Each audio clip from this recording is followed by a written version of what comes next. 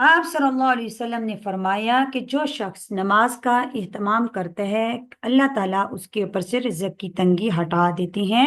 Number दो, उसके ऊपर से अज़ाब कब्र हटा दिया जाता है। और जो शख्स नमाज नहीं पढ़ता, नमाज में सुस्ती करता है, तो क़यामत वाले दिन जब अल्लाह ताला लोगों को सजदा करने की तरफ बुलाएंगे, लोगों को सजदे के लिए बुलाया जाएगा, तो वो लोग सजदा नहीं कर सकेंगे।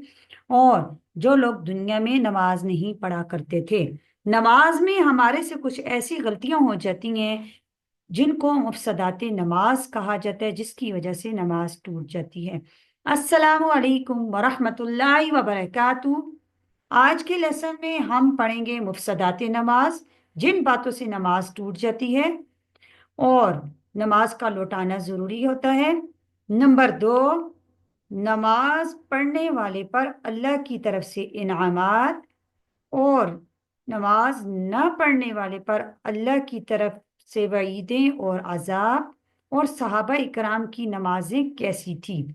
तो वीडियो को एंड तक देखें और सुन के इस पर अमल करें। सबसे पहले हम पढ़ते हैं मुफसदात नमाज। जिन बातों से नमाज टूट जाती है उनको मुफसदात नमाज कहते हैं। उनकी तादाद 17 है। अगर इनमें से कोई एक अमल भी हो जाए तो नमाज फासिद हो जाएगी, नमाज का लौटाना जरूरी होता है। वो कुल 17 हैं। नंबर एक, नमाज में बात करना, जानबूझकर हो या भूल कर हो, कम हो या ज्यादा हो। नंबर दो, नमाज की हालत में अस्सलाम वालेकुम या तस्लीम या ऐसा ही कोई और लफ्ज कहना। नंबर तीन, किसी को सलाम का जवाब देना या किसी की चीख पर यरहमुकल्लाह कहना नमाज के अंदर। नंबर चार, नमाज से बाहर वाले किसी शख्स की दुआ पर आमीन कहना। नंबर पांच, किसी बुरी खबर पर इन्ना लिल्लाह या किसी अच्छी खबर पर अल्हम्दुलिल्लाह कहना। नंबर छः, किसी अजीब खबर पर सुबहान अल्लाह कहना या दर्द तकलीफ की वजह से आह या उफ वगैरह करना। नंबर सात, अपने इमाम के अलावा किसी को कुरान की गलती बताना या खुद कुरान शरीफ को देखकर पढ़ना। नंबर आठ, कुरान शरीफ में कोई ऐसी गलती करना कि माना बदल जाए। नंबर नौ, नमाज में कोई ऐसा काम करना जिससे देखने वाला ये समझे कि नमाज नहीं पढ़ रहा। इसको अमले कसीर कहते हैं। बहुत सारे लोग नमाज में हिल रही होती हैं। बहुत सारे लोग औरतें अपना दुपट्टा सही कर रही होती हैं, कपड़े सही कर रही होती हैं। नंबर 10, नमाज में खाना पीना कसदन हो या भूले से, जानबूझ के खाएं पिए या भूले से।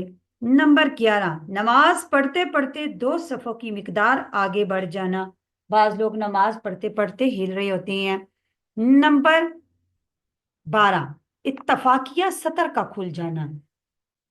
इतनी देर खुले रहना जितनी देर में नमाज का कोई रुकन अदा हो सकता है। जो सतर है नमाज के अंदर छुपाया जाता है वो खुल जाए।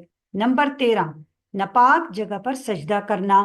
नंबर 14, दुआ में ऐसी चीज मांगना जो आदतन इंसानों से मांगी जाती है, जैसे ये दुआ मांगना कि या अल्लाह मुझे 100 रुपया दे दे।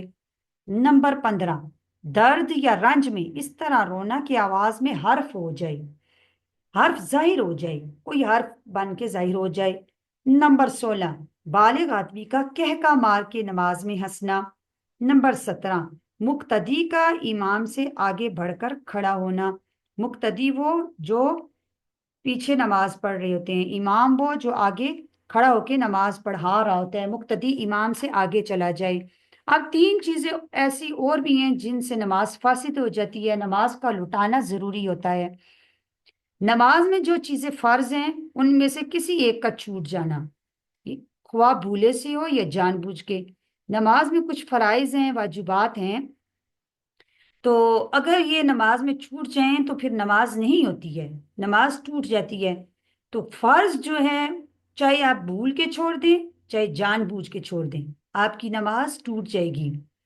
नमाज में जो चीजें वाजिब हैं उनमें से किसी एक को जानबूझ के छोड़ देना।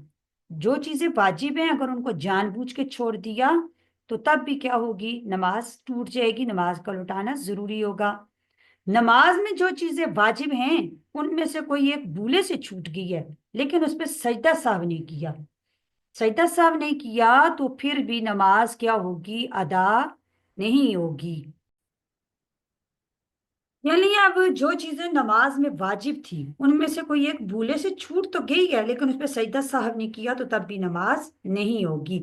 اب انشاءاللہ نیکسٹ لیسن میں آپ کو نماز کے فرائض، واجبات، مکروہات، یہ ساری چیزیں انشاءاللہ بتائی جائیں گی اور سجدہ صاحب کا طریقہ بھی بتایا جائے گا۔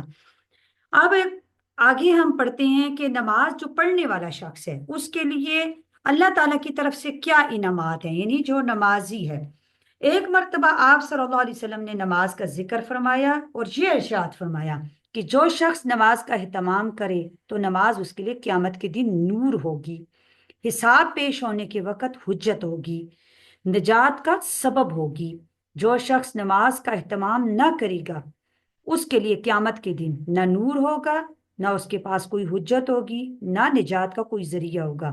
اس کا حشر فرعون، حامان، ابی بن خلف کے ساتھ ہوگا۔ ایک حدیث میں آیا ہے کہ جو شخص نماز کا اہتمام کرتا ہے اللہ جل شانہ 5 طرح سے اس کا اعزاز فرماتے ہیں۔ ایک یہ کہ اس کے اوپر سے رزق کی تنگی ہٹا دی جاتی ہے۔ آج ہمارا رونا ہی کیا ہے؟ ہمارا رزق کم ہے، ہمارے رزق میں برکت نہیں ہے، ہماری نمازیں ہی ٹھیک نہیں، ہم نماز ہی ادا نہیں کرتے تو رزق میں کیسے برکت آئے گی؟ نمبر 2 یہ کہ عذاب قبر ہٹا دیا جاتا ہے۔ نمبر 3 یہ کہ قیامت کو دن اس کے نامہ اعمال دائیں ہاتھ میں دیے جائیں گے، اور قرآن میں بھی اس کا ذکر ہے کہ جن لوگوں کے اللہ تعالیٰ نامہ اعمال دائیں ہاتھ میں دیں گے وہ دوسرے لوگوں کو خوش ہوتے ہوئے دکھاتے پھریں گے اور کہیں گے کہ یہ دیکھو کہ میرے نامہ اعمال میرے دائیں ہاتھ میں دیے گئے ہیں۔ اور نمبر 4 یہ کہ پل صراط سے بجلی کی طرح گزر جائیں گے جو لوگ نمازی ہوں گے۔ نمبر 5 یہ کہ حساب سے محفوظ رہیں گے۔ اب جو شخص نماز میں سستی کرتا ہے اس کو 15 طریقے سے عذاب ہوتا ہے۔ 5 طرح سے اس کو دنیا میں عذاب ہوتا ہے، 3 طرح سے موت کے وقت ہوتا ہے، اور 3 طرح سے قبر میں ہوتا ہے، اور 3 طرح سے قبر سے نکلنے کے بعد ہوتا ہے۔ دنیا کے 5 عذاب تو یہ ہیں کہ اس کی زندگی میں برکت نہیں رہتی۔ آج دیکھیے ہماری زندگیوں میں برکت ہی نہیں، نہ وقت میں برکت نہ زندگی میں برکت۔ دوسرا یہ کہ اس صلحہ کا نور اس کے چہرے سے ہٹا دیا جاتا ہے، یعنی نیک لوگوں کی جو نورانیت ہوتی ہے وہ چہرے سے ہٹ جاتی ہے۔ تیسرا یہ کہ اس کے نیک کاموں کا اجر ہٹا دیا جاتا ہے، نیک کام وہ کرتا ہے لیکن اس پر اس کو اجر نہیں دیا جاتا۔ چوتھا یہ کہ اس کی دعائیں قبول نہیں ہوتی۔ ہمارا سب سے رونا کیا ہے؟ ہماری دعائیں قبول نہیں ہو رہی، نمازوں کے اندر ہماری سستی ہو رہی ہے تو دعائیں کیسے قبول ہوں گی؟ پانچواں یہ کہ نیک بندوں کی دعاؤں میں اس کا استحقاق نہیں رہتا۔ موت کے وقت کے 3 عذاب یہ ہیں۔ نمبر 1 ذلت سے مرتا ہے، نمبر 2 بھوکا مرتا ہے، نمبر 3 پیاس کی شدت میں موت آتی ہے، اگر سمندر بھی پانی پی لے تو پیاس نہیں بجھتی۔ اور قبر کے 3 عذاب یہ ہیں۔ اول یہ کہ قبر اس پر اتنی تنگ ہو جاتی ہے کہ پسلیاں ایک دوسرے میں گھس جاتی ہیں۔ نمبر 2 یہ کہ قبر میں آگ جلا دی جاتی ہے۔ نمبر 3 یہ کہ ایک سانپ ایسی شکل کا اس پر مسلط ہوتا ہے جس کی آنکھیں آگ جیسی ہوتی ہیں اور اس کے ناخن لوہے کی ہوتی ہیں، اگر اس کے ناخنوں پر پورا دن چلا جائے تو اس کے ناخن ختم نہیں ہوتے، یعنی اتنے لمبے ناخن ہوتے ہیں کہ پورا دن چل کر اس کے ختم نہیں ہو سکتے، اور اس کی آواز بجلی کی کڑک کی طرح ہوتی ہے، اور وہ یہ کہتا ہے کہ مجھے میرے رب نے تجھ پر مسلط کیا ہے، تجھے صبح کی نماز ضائع کرنے کی وجہ سے آفتاب نکلنے تک ماروں، آفتاب زور کی نماز ضائع کرنے کی وجہ سے عصر تک، اور عصر کی نماز ضائع کرنے کی وجہ سے مغرب تک، مغرب کی نماز تمہیں ضائع کرنے کی وجہ سے عشاء تک مارتا رہوں، اور عشاء کی نماز کی وجہ سے تمہیں صبح تک مارتا رہوں۔ جب وہ ایک دفعہ اس کو مارتا ہے تو اس کی وجہ سے وہ مردہ 70 ہاتھ زمین میں دس جاتا ہے، اور اسی طرح قیامت تک اس کو یہ عذاب ہوتا رہے گا۔ قبر سے نکلنے کے بعد 3 عذاب یہ ہیں۔ ایک اس سے سختی سے حساب لیا جائے گا، دوسرا اللہ جل شانہ کا اس پر غصہ ہوگا، تیسرا اس کو جہنم میں ڈالا جائے گا۔ اور ایک اور حدیث میں آتا ہے، بلکہ قرآن پاک میں آتا ہے، یوم یکشف عن ساق ویدعون الی السجود وهم سالمون، کہ قیامت والے دن جب اللہ تعالی شانہ ساکھ کی تجلی فرمائیں گے، اپنی پنڈلی کو کی تجلی ظاہر کریں گے جو ایک خاص قسم کی تجلی ہوگی، تو وہ لوگ اس دن سجدے کے لیے بلائے جائیں گے، تو یہ لوگ سجدہ نہیں کر سکیں گے، یعنی لوگ جو ہیں وہ اس دن سجدے کی طرف بلائے جائیں گے، لیکن جو لوگ دنیا میں سجدہ نہیں کرتے تھے اللہ کے آگے، وہ لوگ سجدہ نہیں کر سکیں گے۔ خاشعتاً ابصارہم ترہقہم ذلہ، ان کی آنکھیں شرم کے مارے جھکی ہوں گی، ان پر ذلت ہوگی، رسوائی ہوگی۔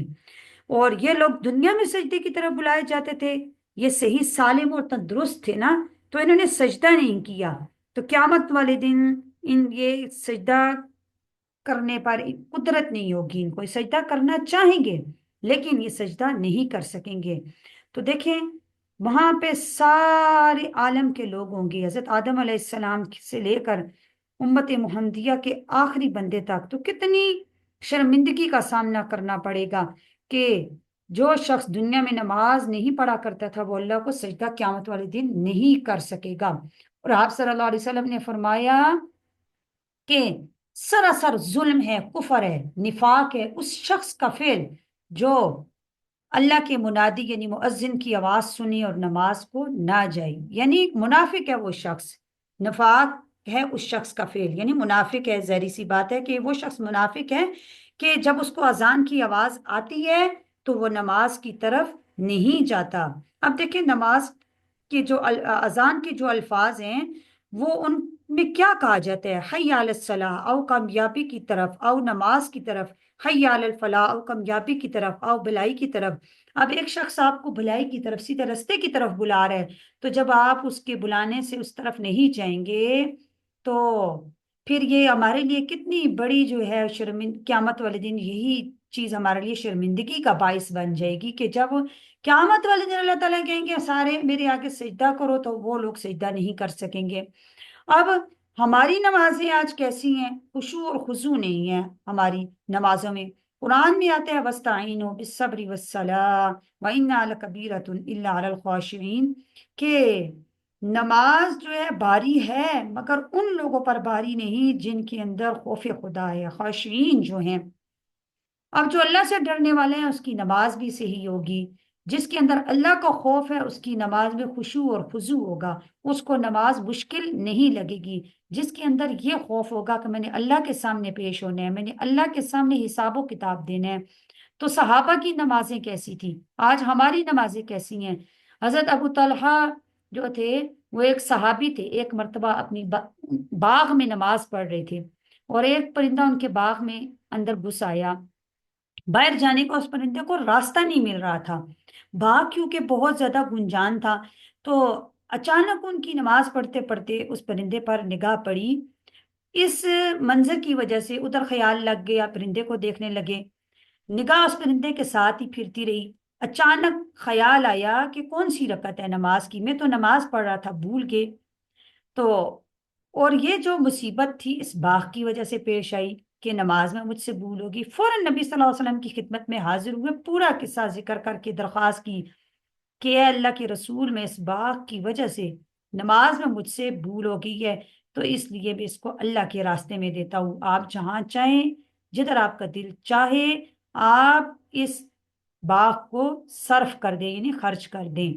اور حضرت علی رضی اللہ تعالیٰ عنہ کے بارے میں آتا ہے کہ ان صحابہ کی نمازوں میں اتنا خشوع اور خضوع تھا کہ ایک مرتبہ حضرت علی رضی اللہ تعالیٰ عنہ جو تھے ان کو جنگ میں، حالت جو میدان جنگ تھی لڑائی میں، ان کو تیر لگ گئے تھے، تو وہ نماز جب وہ پڑھتے تھے تو وہ تیر ان کے تب نکالے جاتے تھے، ایک تیر جو تھا نا وہ ان کی ران میں گھس گیا، تو لوگوں نے نکالنے کی بڑی کوشش کی لیکن نکل نہیں سکا، لوگوں نے مشورہ کیا کہ جب یہ نماز میں مشغول ہو جائیں گے تو اس وقت ان کا یہ تیر نکالا جائے۔ جب انہوں نے نماز شروع کی وہ سجدہ میں گئے تو لوگوں نے زور سے وہ تیر کھینچ کر نکال دیا، جب وہ نماز سے فارغ ہوئے تو آس پاس لوگوں کو جب جمع دیکھا تو یہ فرمایا کہ کیوں جمع ہو، تیر نکالنے کے لیے جمع ہو؟ تو لوگوں نے کہا نہیں وہ تو ہم نے نکال لیا ہے، تو کہنے لگے مجھے تو خبر ہی نہیں ہوئی، یعنی اتنا ان کی نمازوں میں خشوع اور خضوع تھا، اتنی ان کی نمازوں کے اندر جو ہے وہ عاجزی، انکساری اور اللہ کی طرف اتنا دھیان ہوتا تھا کہ ان کو اتنا نہیں پتا لگا کہ میری نماز کے اندر میرے ران سے تیر نکالا گیا ہے۔ اور حضرت عمر رضی اللہ تعالیٰ عنہ کے بارے میں آتا ہے کہ آخری زمانہ میں جب ان کو خنجر مارا گیا تھا، جس کی وجہ سے ہی حضرت عمر رضی اللہ تعالیٰ عنہ کا انتقال ہوا، تو ہر وقت نا اس سے خون بہتا رہتا تھا۔ اب دیکھیں، ہر وقت جب خون بہتا رہے تو کتنی کمزوری آ جاتی ہے، اور بے ہوش ہو جاتے تھے۔ لیکن جب اسی حالت میں جب نماز کے لیے متنبہ کیے جاتے نا، ان کو بتایا جاتا کہ نماز پڑھنے کا ٹائم ہو گیا، تو اسی حالت میں نماز ادا کرتے اور فرماتے کہ اسلام میں اس کا کوئی حصہ نہیں جو نماز چھوڑ دیں۔ تو صحابہ کی نمازیں اتنی خشوع اور خضوع والی تھی، لیکن صحابہ کی زندگیاں ہمارے لیے بہترین نمونہ ہے، تو ہمیں صحابہ کی زندگیوں پر چلتے ہوئے اپنی نمازوں کو اچھا بنانا چاہیے۔ نماز ہم پڑھتے ہیں اپنی ذات کے واسطے پڑھتے ہیں، نماز ہم پڑھیں گے تو اس کے فائدے ہمیں اللہ تعالیٰ دنیا میں بھی دیں گے، اس کے فائدے ہمیں آخرت میں بھی نصیب ہوں گے۔ اللہ تعالیٰ سے دعا ہے کہ اللہ تعالیٰ ہمیں پکا اور سچا اور اچھا نمازی بنائے۔ آمین ثم آمین۔ السلام علیکم ورحمۃ اللہ وبرکاتہ۔